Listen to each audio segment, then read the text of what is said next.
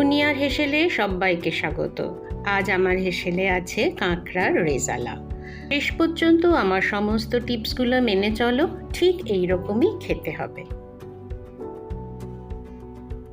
আমি 4টে বড় বড় কাঁকড়া নিয়ে নিয়েছি। কাঁকড়াগুলোকে খুব ভালো করে ধুতে হবে। এটা ব্রাশ দিয়ে দিয়ে এই ফাঁকগুলো মাটি থাকে এখানে, এগুলো সব ভালো করে ধুয়ে নিয়েছি। একটা ভারী কিছু দিয়ে এই শেলগুলো একটু ভেঙে দিতে হবে, তাহলে স্বাদ ভেতর পর্যন্ত পৌঁছবে। এরপর নুন হলুদ দিয়ে ভালো করে এটাকে মাখিয়ে নেব।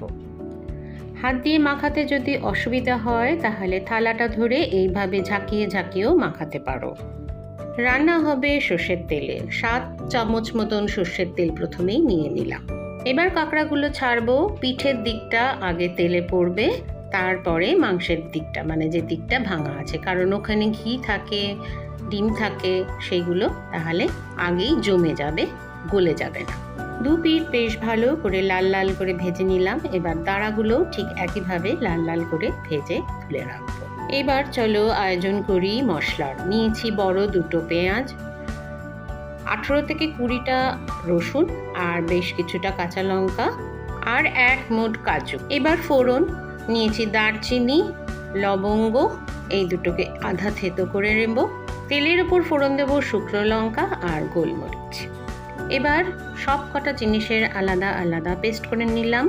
রসুন লঙ্কার পেস্ট, তারপরে কাজুর পেস্ট, সব শেষে পেঁয়াজের পেস্ট।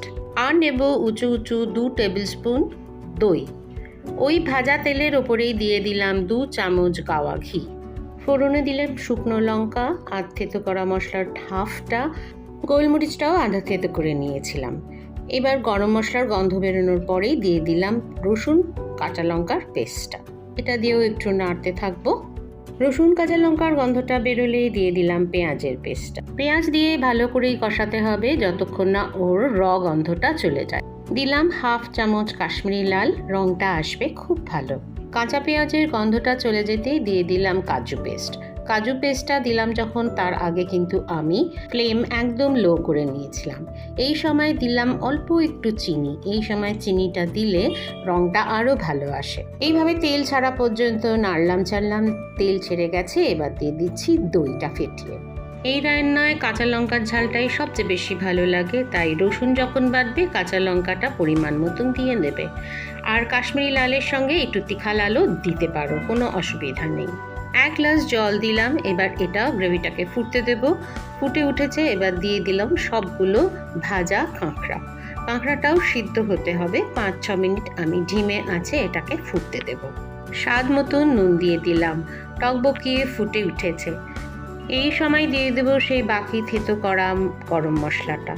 তোমরা ইচ্ছা করলে রান্নায় আরেকটু তেল দিতে পারো, কিন্তু দেখো আমার 7-8 চামচেই খুব সুন্দর তেল হয়েছে। নতুনদের কাছে অনুরোধ রইল, ভালো লাগলে অবশ্যই সাবস্ক্রাইব করে নিও। আজ আমার চ্যানেলে যারা নতুন আসছে তাদের সবাইকে স্বাগত। আমার সমস্ত বন্ধুদের অনেক অনেক শুভেচ্ছা। ঠিক এইভাবেই পাশে থাকো বন্ধুরা। ভালো খাও, ভালো থাকো।